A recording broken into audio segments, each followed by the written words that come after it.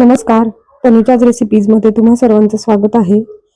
तर आज मी अतिशय टेस्टी, चटपटीत आणि लहान मुलांना आवडेल अशी एक रेसिपी शेअर करणार आहे.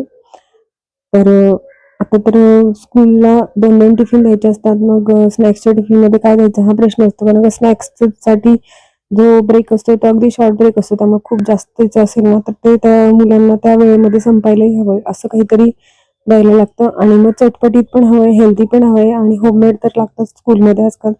असं बाहेरचं वगैरे अलाउड नाही करत. त्याच्यामुळे मग आता आणि सकाळी घाई असते टिफिनची. मग त्यावेळेस रोज-रोजच असं काही बनवायचं सुचतही नाही कधी-कधी आणि कधी-कधी ते करण्यासाठी वेळही होत नाही. खूप घाई होते. मग अशा घाई गडबडीच्या वेळेला किंवा मुलं दुपारी स्कूलमधून आल्यानंतर त्यांना जर छोटीशी भुकेसाठी काही बनवायचं असेल, तर अशा काहीतरी गोष्टी घरात अवेलेबल असतील ना, तर अगदी काम सोपं होऊन जातं. तर मी हे ज्वारीचे मुरमुरे आहेत तर ते माझ्याकडे होते. म्हणलं आता त्याच्यापासूनच काहीतरी चटपटीत असं बनवावं. भडंग तर नेहमीच बनवते मी. पण वेगळं काहीतरी चटपटीत असं बनवायचं होतं. तर बघू शकता तुम्ही आणि सगळ्यात सुरुवातीला तर ते मी चाळून घेतले काही कचरा वगैरे असेल तर म्हणून.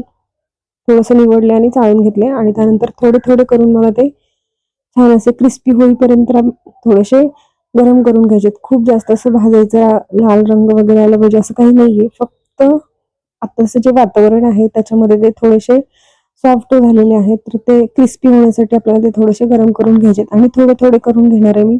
म्हणजे सगळे व्यवस्थित एकसारखे क्रिस्पी होतील. आणि त्याच्यानंतर बाकीची तयारी आहे. तर त्यामध्ये शेंगदाणे आहेत. साधारणतः एक अर्धी वाटी इतके शेंगदाणे होते. तर ते छान असे भाजून घेतलेत खमंग असे तेलामध्ये.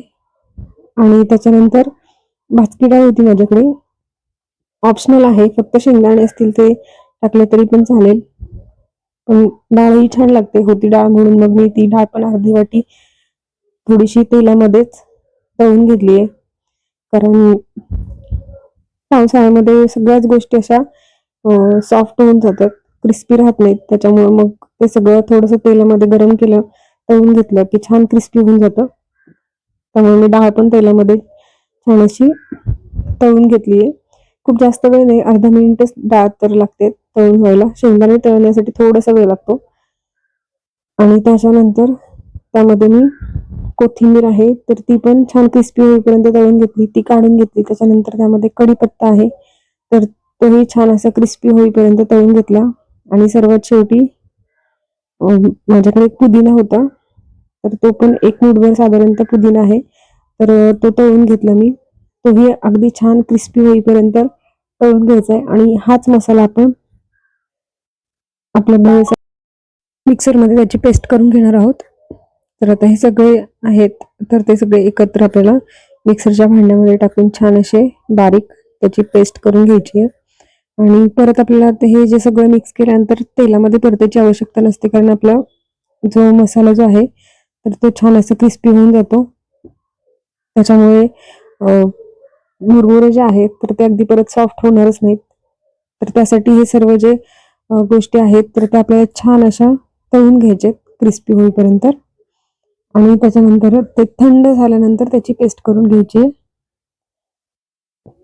तर अगदी सोपी रेसिपी आहे. बनवायलाही सोपी, अगदी पटकन होते आणि खायलाही चटपटीत आणि टेस्टी. कारण मुलांना तर चटपटीतच गोष्टी हव्या असतात. आणि सगळ्यात शेवटी मग हिरवी मिरची आहे बारीक चिरलेली. तर ती टाकली. ती पण आपल्याला क्रिस्पी होईपर्यंतच तळून घ्यायची. तर हिरवी मिरची मी थोडी कमी वापरली कारण मुलांसाठी करायचं म्हणून तर खूप जास्त स्पायसी त्यांना शक्यतो मग ते खात नाहीत. तर त्याच्यासाठी मी अगदी थोडीशीच हिरवी मिरची घेतलीये. आणि आता हे सर्व जे आहे तर ते आपल्याला छान मिक्स करून घ्यायचंय मुरमुऱ्यामध्ये. तर मिरची आहे तळलेली तर ती पण ऍड केली. त्याच्यानंतर डाळ आणि शेंगदाणे जे भाजून घेतले होते, तळून घेतले होते छान, तर ते पण ऍड केले. त्यानंतर मसाले टाकायचे. तर सुरुवातीला चवीपुरतं मीठ, त्यानंतर चाट मसाला आहे साधारणतः 1-1.5 चमचा इतका चाट मसाला टाकलाय. हळद पावडर आहे अर्धा चमचा आणि धने जिरे पावडर अर्धा चमचा टाकली आणि धने पावडर आहे ते 1 चमचाभर टाकली मी. आणि त्याच्यानंतर ही जी पेस्ट केली होती तर ती ऍड केली आहे. आणि सगळ्यात शेवटी काळं मीठ आहे ते पण थोडंसं चटपटीतच असतं, त्याच्यामुळे ते पण थोडंसं ऍड केलंय मी. साधारणतः अर्धा चमचा मी ते ऍड केलंय. आणि आता हे सर्व जे मसाले आहेत ना, तर त्या मुरमुऱ्यामध्ये छान एकत्र होईपर्यंत आपल्याला छान मिक्स करून घ्यायचंय. तर हे कढईमध्ये मला एवढंसं व्यवस्थित हाताने मिक्स करता येत नव्हतं, म्हणून मग हे सगळं परत परातीमध्ये घेतलं मोठ्या, जेणेकरून मला ते सगळं छान असं मिक्स करता येईल. आणि मी परातीमध्ये ऍड करून ते छान हाताने चोळून चोळून मिक्स करून घेतलं. त्याचा रंग पण खूप छान आलाय. आणि माझ्याकडून शेव घालायची विसरली होती, तर शेव होती माझ्याकडे, ती पण मग शेवटी मी शेव टाकली आणि परत एकदा शेव टाकल्यानंतर छान असं एकत्र एकजीव करून घेतलं, मिक्स करून घेतलंय. आणि खाण्यासाठी तयार आहे आपलं चटपटीत ही रेसिपी. पुदिना आणि चाट मसाल्याचा भडंग आहे, तर तो तयार आहे. मुलांनी तर एवढा आवडीने खाल्ला आणि त्यांनी त्याच्यानंतर त्याच्यासाठी कॉम्प्लिमेंट पण छान दिल्या व्हिडिओच्या शेवटी. ते पण मी छोटंसं एक व्हिडिओ शेअर केलंय.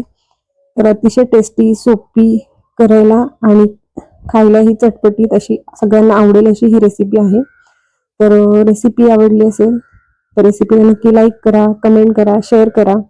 आणि तनुजाच रेसिपीला सबस्क्राईब केलं नसेल तर नक्की सबस्क्राईब करा आणि बेल आयकॉनवर क्लिक करा, जेणेकरून येणारे जे काही नवीन नवीन व्हिडिओज आहेत तर त्याचे नोटिफिकेशन तुम्हाला सर्वात आधी मिळतील.